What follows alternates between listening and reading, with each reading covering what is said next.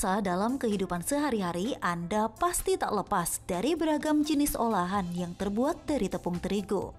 Mulai dari kue, gorengan, bakso hingga mie dan juga roti. Tepung yang terbuat dari biji gandum ini banyak disukai masyarakat karena memiliki rasa yang enak dan mudah dibuat. Samuel adalah salah satu pecinta makanan yang terbuat dari terigu. Pasalnya dalam sehari ia bisa mengkonsumsi berbagai jenis olahan terigu dalam jumlah banyak. Kalau asumsi saya kayak pagi aja kita biasanya makan lauk itu kan tempe goreng, ikan goreng udah pakai tepung juga. Kalau dihitung berapa banyaknya ya hitung-hitungan gramnya mungkin bisa 1/4 gram kali ya. Tepung itu sendiri diolah seperti itu. Belum kalau kayak bakso itu kan biasanya lebih banyak ya. Ya mungkin sekitar gitu, seperempat 250 gram gitu. Karena saya suka model tahu goreng, itu biasanya yang kita cari crispy-nya tepung itu. Meski banyak rumor negatif seputar dampak terlalu banyak mengkonsumsi olahan tepung terigu, namun bagi Samuel itu bukan halangan untuk tetap bisa menikmati beragam jenis olahan tepung terigu. Nggak ada masalah, so far sepanjang badan masih bisa nerima makanan itu ya nggak ada. Kan nggak ada juga istilah alergi tepung gitu kan. Iya, jadi ya makan aja. Pemirsa, makanan olahan tepung biasanya banyak dipilih masyarakat sebagai makanan selingan penunda lapar. Selain mudah didapat, juga cukup mengenyangkan. Namun apa dampak bagi tubuh jika mengkonsumsi terlalu berlebihan? Tepung terigu itu biasanya diolah jadi makanan yang enak-enak nih Dokter Haikal. Iya. Kayak tadi ada bakso, terus di dalamnya ada mie lagi, dan ditambah lagi gorengan tuh yang Wah, enak-enak. enak banget tuh. Dan nih ya, kebanyakan masakan Indonesia ini berbahan dasar tepung ya. Ada cilok tadi kan, kemudian ada kue basah, kue kering, bala-bala. Wah, tapi ini kan tadi kita dengar ya, masyarakat berpendapat tentang tepung terigu. Nah, sebetulnya banyak nih rahasia di balik tepung terigu. Nah, sudah hadir bersama kita Dr. Maya Sriwijaya, spesialis gizi klinik. Siang, Dok. Siang. Nah, Dok, ini tuh banyak mitos atau fakta yang berkembang di masyarakat. Terus ada yang bilang juga kalau kebanyakan makan tepung terigu itu bisa bikin kita jadi gemuk dan lain-lain, Dok. Itu sebenarnya mitos atau fakta gak sih, Dok? Kalau jadi gemuk? Kebanyakan berarti fakta. Karena tepung terigu itu karbohidrat kan, karbohidrat ada kalorinya. Ya, jadi ya memang kalau kebanyakan makan ya berkalori tinggi, ditumpuk-tumpuk plus masih makan nasi sesudahnya. Ya, betul. Jadi betul bikin gemuk ya, Dok ya. Jadi ini mitos atau fakta, Dok, bahwa tepung terigu bisa bikin badan gemuk? Fakta. Fakta. Ya. Kalau makannya Sering konsumsi. sering konsumsi. Ya. Nah, jadi bagaimana, Dok, caranya supaya tidak tambah gemuk tapi kita bisa konsumsi tepung makanan dengan olahan tepung terigu? Jadi sebetulnya gini, kita mesti bahas sedikit tentang tepung terigunya ya, nggak bisa langsung ke situ. Jadi terigu ini kan sifatnya dia dari grain, biji-biji yang serelia. Gandum ya? Ya, grain, gandum. Nama terigu sendiri berasal dari kata trigo, yang dari bahasa Portugis, ya artinya tepung. Jadi dia hanya salah satu dari grain, tidak satu-satunya grain, ya. Nasi yang kita cintai itu juga grain ya. Jadi di situ dulu. Makanya bagaimana mensiasatinya ya tadi pilihan grain kan tidak hanya terigu. Ya di situ. Jadi ada grain lain yang bisa dipakai juga. Apa singkong, tapioka, sagu, ya jagung, kan? Dok, maizena. Jagung, ya kan artinya ya jangan ngertinya cuma itu saja. Jadi harus lebih banyak variasi dan kombinasi ya, Dok, betul. Nah, Dr. Sheila nih suka makanan apa nih dari olahan tepung nih? Suka kue basah kah atau suka mie, bakso? Aku suka banget yang kayak bakso terus dicampur mie. Kalau misalnya bakso ini kan udah ada tepung terigunya nih, Dok. Tapi kalau nggak dicampur mie kan rasanya kurang afdol. Jadi sama nih sama saya. Wah, kita sehati ya. Jadi sebetulnya siapa sih yang nggak suka mie? Rata-rata orang Asia kan suka ya, yang namanya bakmi dia suka. Cuman sekarang gini, tiap orang tidak sama. Jadi kita hati-hati di kandungannya. Ya, di kandungan terigu itu ada protein yang namanya gluten. Nah, ini, Dok. Ya, apalagi nih, sekarang nih banyak masyarakat nih yang suka konsumsi makanan free gluten, bebas gluten. Ya. Nah, ini apa nih, Dok? Jadi gini, pada kondisi-kondisi tertentu ada beberapa yang tidak bisa mengkonsumsi gluten. Misalnya dia kalau konsumsi gluten jadinya perutnya bloating, gede, atau terus jadi nggak bisa konsentrasi sampai segitunya loh, sampai konsentrasinya pun tidak bisa. Ya, atau nanti buang air besarnya mengalami kendala. Sembelit, Dok ya? Ya bisa atau sembelit diare. atau bahkan bisa diare. Itu yang kita namanya irritable bowel disease ya. Walaupun tidak semuanya harus bisa kita buktikan, tetapi ada yang namanya gluten intolerance. Dan itu ada di tepung, sayangnya ada di tepung terigu. Nah katanya Dok, gluten ini juga bisa memicu alergi ya. Dan katanya tidak boleh dikonsumsi oleh anak dengan kebutuhan khusus seperti penyandang autis seperti itu. Betul, sebaiknya dihindarkan ya karena dia mempengaruhi imunitas juga, ya mempengaruhi inflamasi kronis juga. Jadi kalau bisa, bukan kalau bisa ya jangan. Oke, ini ada mitos atau fakta lagi nih Dok. Katanya makan olahan terigu itu lebih baik daripada nasi. Lepas dari gluten intolerance tadi, yang ternyata di kita juga banyak, nggak cuma di orang bule, memang dia punya beberapa keunggulan. Dibanding nasi, dalam hal kalori ya nasi lebih banyak. Untuk porsi yang sama nasi kalorinya lebih banyak. Dalam hal vitamin mineral bla bla juga dia lebih kaya vitamin B. Tapi tentu saya lupa. Tentu kita bahas brandnya. Artinya ini kalau biji nasi juga sama. Jadi kita bandingannya sama. Jadi kalau nasi atau bulir gandum itu kan luarnya ada yang namanya brand kulit ari. Dengan catatan tadi ini adalah yang utuh ya. Jadi whole wheat dan kalau nasi juga brown rice. Jadi kita bandinginnya supaya adil gitu ya. Yang masih ada perikarpnya itu ya. Dan perikarp itulah yang banyak antioksidansnya. Dan dibandingin sejajar, memang betul gandum itu lebih banyak, seratnya lebih banyak, kalorinya lebih dikit. Jadi sebetulnya memang dia lebih unggul. Hanya yang malangnya satu itu, begitu ada gluten intolerance dia selesai. Nasi tidak.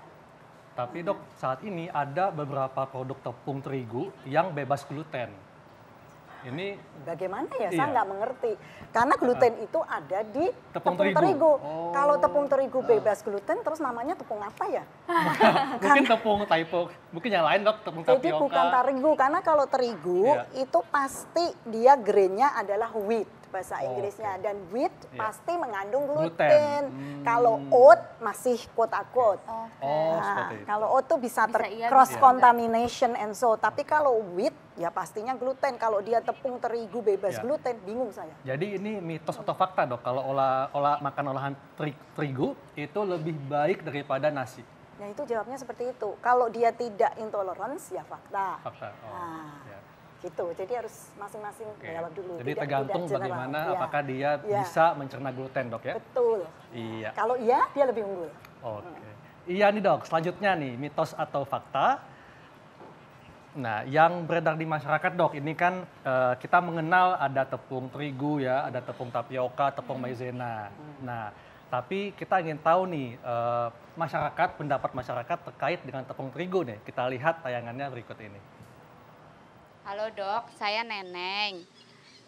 Mau tanya Dok, kalau misalnya kita makan yang berbahan dasar terigu, itu kan katanya bisa cepat kenyang tapi juga cepat lapar. Itu tuh mitos atau fakta ya Dok?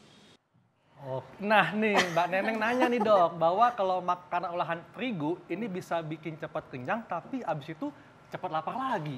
Nah ini mitos atau fakta Dok? Jadi yang betul dia lebih cepat kenyang. Karena tadi kan kita bilang apple to apple dia banyak serat.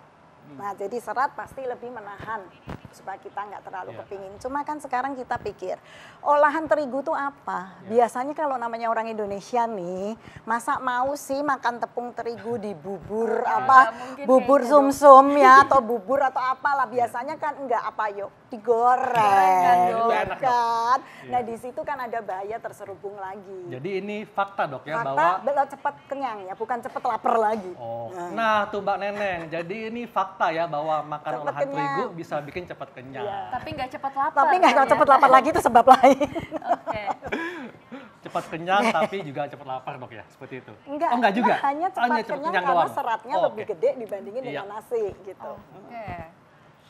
Selanjutnya nih, ada lagi mitos atau fakta kita selanjutnya katanya.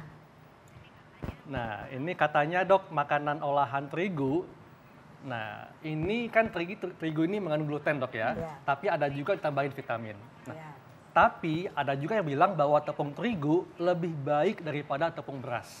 Mitos atau fakta? Tadi sebetulnya sudah dijawab ya tadi. Ya itu fakta sejauh tidak intoleransi. Sejauh tidak intoleransi gluten ya? Iya. Jadi ini benar. Betul. Fakta ya? Fakta, dia memang lebih bagus. Tapi sejauh tidak intoleransi dan tambahan dari saya, ya sejauh tidak digoreng berkali-kali. Dok, tapi benar dok ya, tepung terigu ini ada ditambahin vitamin, ada ya? Namanya fortifikasi. Dia ditambahin ya. Ada ya?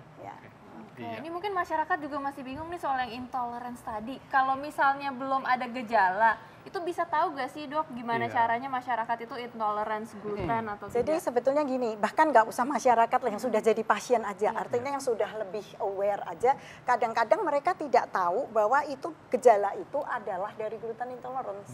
Karena kan subtle banget dan orang itu nggak sakit betulan karena namanya intoleransi, beda dengan alergi. Kalau alergi kan, ayo kecentok gitu ya dokter Hekel ya, langsung merah, gatal-gatal, mulut cedar. Jadi kan dia tahu kalau ini subtle, pelan-pelan yang sifatnya intoleransi. Jadi dia mesti baca gejala-gejalanya. Ada yang kurang konsentrasi, ada yang dia jadi pusing, ada yang dia pencernaannya jadi jelek. Ada yang kalau pagi langsing, kalau malam langsung. Karena perutnya kalau malam jadi gede. Ya, sedangkan dia makan kembung, begah gitu. Nah, kalau ada seperti itu ya harus ditanya dan dicari. Oke, macam-macam berarti dok ya gejalanya. Nah nih dok, ada lagi nih selanjutnya, mitos atau fakta bahwa konsumsi olahan terigu tidak berbahaya untuk lambung. Mitos atau fakta? Sebetulnya memang tidak berbahaya, betul. Fakta berarti ya? Fakta, ya. Dia nggak bahaya, sama aja sama nasi, kan karbohidrat ya. Mirip-mirip dengan nasi, kan nasi juga nggak bahaya. Gitu. Tapi dok, ada batasannya kan? Misalnya kalau kata kita tepung terigu digoreng kan nggak bagus juga dong dimakan tiap hari? Iya, tapi sebetulnya kan ke lambungnya dia nggak apa-apa. Untuk sakit mah kan sebetulnya dia nggak, yang dimaksud tadi adalah bahwa dia kira sakit mah, tapi sebetulnya tadi intolerance tadi. Dan obatnya dia minum obat mah. Salah lagi sebetulnya. Gitu. Nah, biasanya di dok, kalau kita makan olahan terigu seperti mie, bakso, katanya sebaiknya dikonsumsi dengan minuman manis. Mitos atau fakta nih dok? Mitos ya, nggak ada hubungannya. Tapi enak ya dok ya. Tapi enak dok, makan mie bakso pakai teh es manis, wah mantep banget dok, enak. Itu gitu. Enak dari saya kayaknya. Ya, enak, karena kita udah tahu ya, musuh-musuh kita sekarang adalah bukan lemak, tetapi ada gula kan, jadi ya nggak cocok. Jadi ini mitos dok mitos, ya? Iya. Wah, selanjutnya nih, apa dokter Sheila nih? Mitos atau fakta kalau terigu ini tidak mengandung nutrisi, dok? Itu jahat juga ya, artinya. Itu kejam ya? Jahat juga kejam banget ya. itu. Itu mitos, jelas dia mengandung karbohidrat, certain percent of protein, tergantung bijinya diambil dari mana, mengandung vitamin dan mineral gitu. Dan ada, ini dok ya, protein juga? Ada protein sedikit kan, protein nabati, bukan protein hewani. Jadi bagaimanapun juga, terigu tetap ada manfaatnya dok ya? Iya. Nah nih dok, ada lagi nih yang mengatakan bahwa tepung terigu kalau diolesin bisa meredakan luka bakar. Ini mitos atau fakta nih dok? Itu mitos. Mitos, iseng banget ya diolesin gitu. Tapi dokter Hekel, ya, Sheila, ada satu studi yang saya temukan, tapi bukan tepung terigu, tapi tepung apa nih dok? Wheatgrass. Jadi terigu ini kan kalau kita pelihara kan kecambahnya tumbuh. Terus jadi tinggi-tinggi yang cakep-cakep hijau-hijau itu yang sekarang banyak di supermarket. Kalau wheatgrass ini kita bikin jus, karena dia mengandung antioksidan yang banyak, ditempelin ke lukanya, betul. Itu membantu penyembuhan luka. Tapi bukan tepungnya dikasih air. Dibedakin gitu, iseng banget. Jadi mitos dok ya? Mitos, ya. Oke, iya. Oke, mitos atau fakta lagi nih dok, katanya kalau kebanyakan konsumsi olahan tepung terigu, ini tinggi resiko akan terkena diabetes. Mitos atau fakta dok? Betul. Fakta. Ya, karena kan tadi karbohidratnya tinggi, insulinnya jadi resisten dulu, lama-lama dia nggak akan bisa catch up lagi dengan gula darahnya, betul. Oke, ini terakhir nih dok, mungkin ada tips-tips untuk masyarakat Gimana caranya nih supaya tetap bisa mengkonsumsi olahan tepung terigu tapi juga tetap baik untuk kesehatan? Ya, artinya prinsipnya sih semua sama. Kita tidak boleh makan terlalu banyak.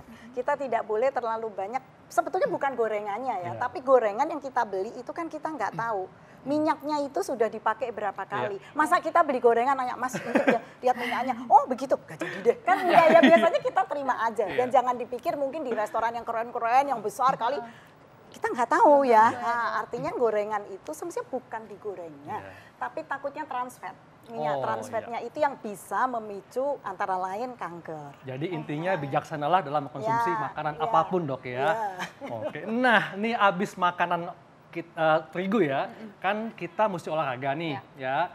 Dan setelah ini kita akan lihat nih vlog bagaimana para tokoh negara dunia dalam melakukan olahraga dan untuk menjaga kesehatan.